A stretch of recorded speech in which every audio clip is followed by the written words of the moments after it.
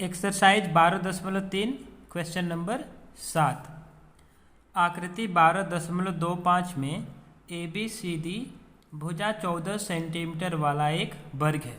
ठीक है, तो इस आकृति में क्या है, ये जो वर्ग है ये 14 सेंटीमीटर भुजा वाला एक वर्ग है। ठीक है, ABC और D को केंद्र मानकर 4 वृत्त इस प्रकार खींचे गए हैं कि प्रत्येक वृत्त 3 शेष वृत्तों में से 2 वृत्तों को बाह्य रूप से स्पर्श करता है।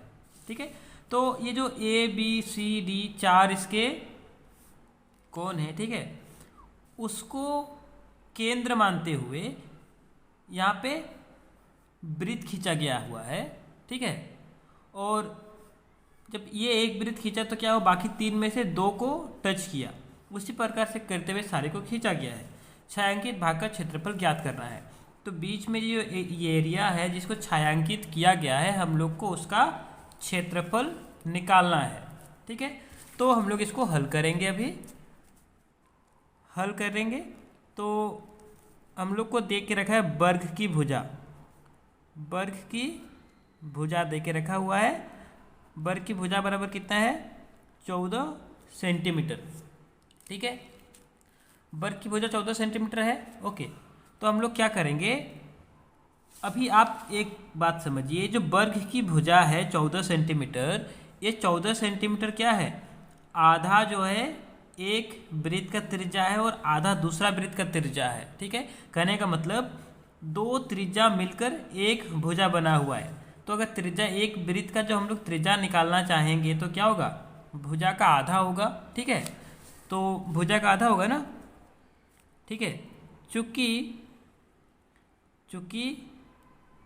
2 वृत्त की त्रिज्या बराबर वर्ग की भुजा। ठीक है, क्या है, चूंकि 2 वृत्त का जो त्रिज्या है वो वर्ग का भुजा है, तो 2 वृत्त की त्रिज्या क्या होगा, 2r बराबर क्या होगा, वर्ग की भुजा 14 सेंटीमीटर। तो r हम लोग का क्या पता चलेगा, 14/2 बराबर 7 सेंटीमीटर। अब हम लोग को वर्ग की भुजा पता है और वृत्त की त्रिज्या पता है, ये 2 चीज़ें हम लोग को पता चल गई। ठीक है, अब हम लोग छायांकित भाग का क्षेत्रफल कैसे निकालेंगे, मैं आपको पहले एक बार समझा देता हूँ। ठीक है, कैसा है कि ये हम लोग का एक वर्ग है, तो हम लोग इसका पूरा का क्षेत्रफल निकालेंगे। तो वर्ग का क्षेत्रफल निकालेंगे तो पूरा निकल जाएगा। ठीक है, वर्ग का क्षेत्रफल पूरा निकल जाएगा। अब हम लोग क्या करेंगे, इसमें से 1 2 3 4 ये चारों हिस्से को हटा देंगे तो ये बचेगा ना। टोटल में से इसको हटा दिए, इसको हटा दिए, इसको हटा दिए, इसको हटा दिए, तो बीच वाला बचेगा, तो वो हम लोग का छायांकित भाग का क्षेत्रफल हो जाएगा। ठीक है, तो ये क्या है, ये आपका, अगर इस वृत्त की बात करें तो इस वृत्त का चौथा हिस्सा है, एक चतुर्थांश है। ठीक है, तो हम लोग छायांकित भाग का क्षेत्रफल कैसे निकालेंगे, यहाँ पे देखिए। अब क्या करेंगे, अब छायांकित भाग का क्षेत्रफल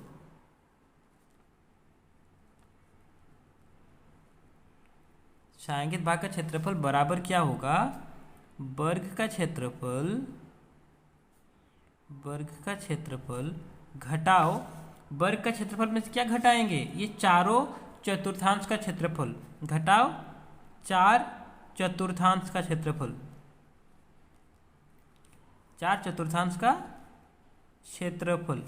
ठीक है, तो वर्ग का क्षेत्रफल क्या होता है, भुजा स्क्वायर होता है,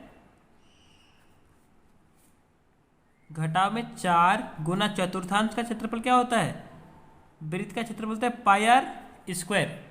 लेकिन चतुर्थांश है तो 1/4, चतुर्थांश मतलब चौथा हिस्सा, तो πr² का चौथा हिस्सा मतलब बट्टा 4, तो ये 4 हम लोग का कट गया पहले ही।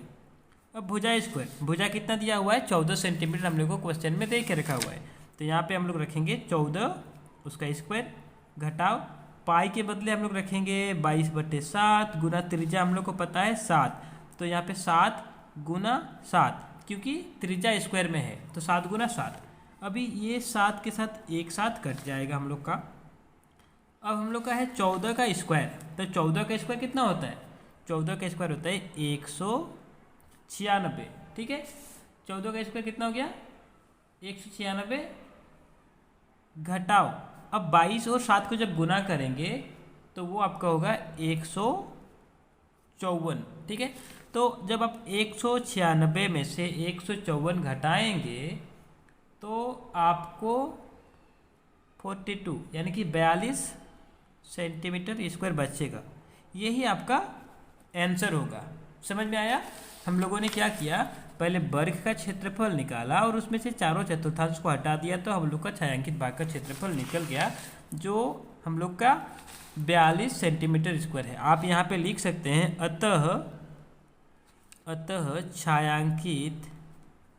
छायांकित भाग का क्षेत्रफल बराबर 42 सेंटीमीटर स्क्वायर करके आप यहाँ पे भी आंसर कर सकते हैं, चाहे यहाँ पे भी आंसर कर सकते हैं, ठीक है। तो इस प्रकार से ये क्वेश्चन आपका बनने वाला है। उम्मीद करता हूँ आप लोग को समझ में आया होगा, और अगर समझ में आया तो अपने दोस्तों के साथ भी, जो आपके साथ पढ़ाई करते हैं, उनके साथ भी इसे शेयर करिए। Thank you.